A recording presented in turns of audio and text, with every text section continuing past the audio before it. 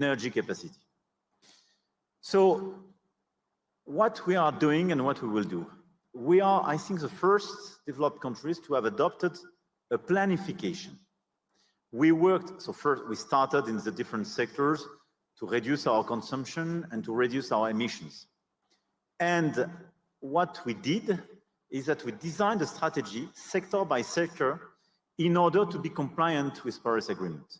And in fact, the most complicated part is between now and 2030.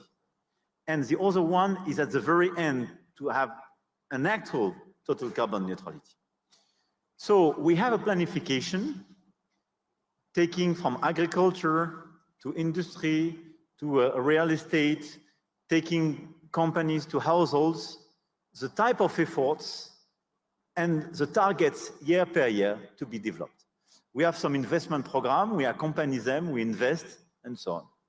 So this is our strategy, it is adopted. Now we are deploying this strategy on our territory, region by region, because the sensitivity is not the same and it should be adapted to the territory. But having said that, what are the key pillars of this approach? First, for households, the two main issues are the reduction of their consumption. And this is clearly the renovation of flats and houses.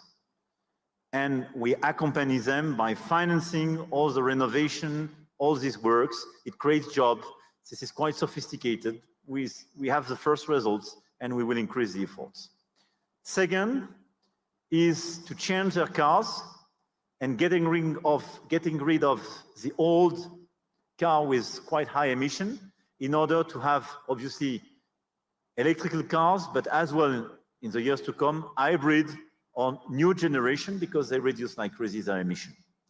And at the same time, to be sure that we produce in Europe as well these cars, to have a strategy which can be climate change and jobs and industrialization.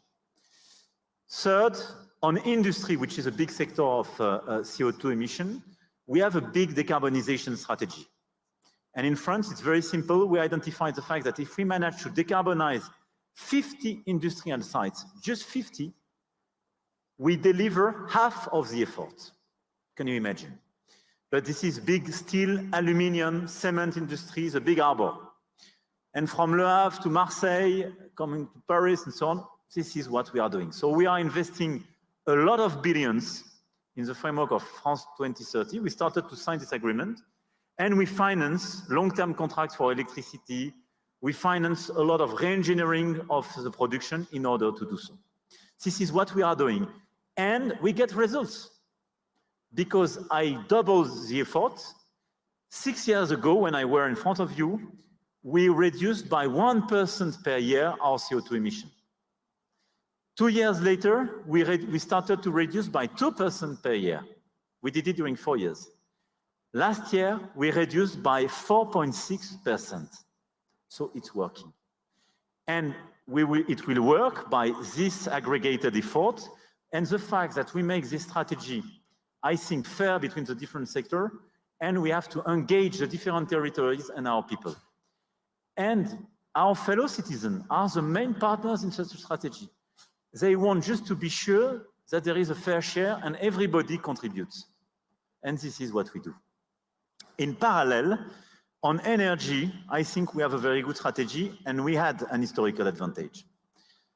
70% of the electricity I produced is based on nuclear.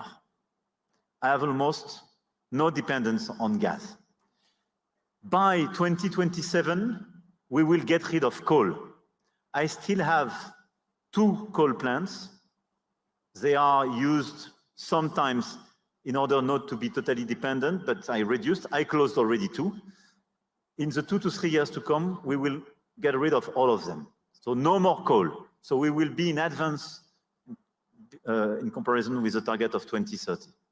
And on our energy, our strategy is based on efficiency, how to reduce emission, more nuclear, and on that, we already announced 6 new reactors, and I will announce by June 8 new reactors.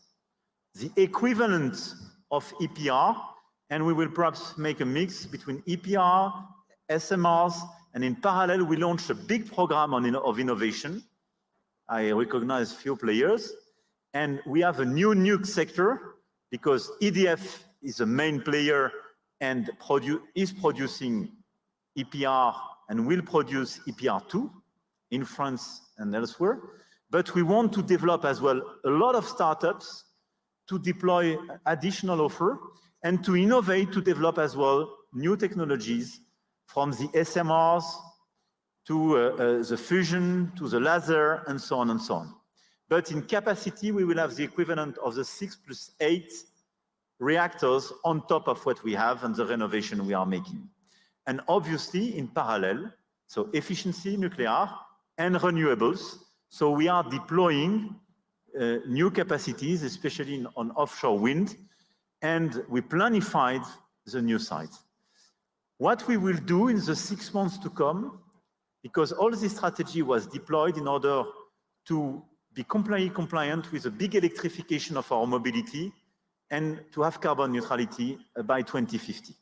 What we are doing is we are stressing our scenario to see if we go to the maximum and we deploy more data center, more supercalculators in order to face the explosion of AI, what is the additional need in terms of low carbon electricity we have. And we will adapt our strategy between now and the years to come in order to be sure that we make compatible carbon neutrality and AI strategy. And guess what? AI is a big help to innovate much more rapidly, to decarbonize some sectors, and to improve the efficiency part. So I think thanks to AI and the acceleration, we will probably be more efficient on the reduction of our consumption and the efficiency pillar, but it is clear that we will probably have to increase in the years to come new reactors and new renewable capacities in order to produce on our soils low carbon electricity, to have more data centers and more supercalculators.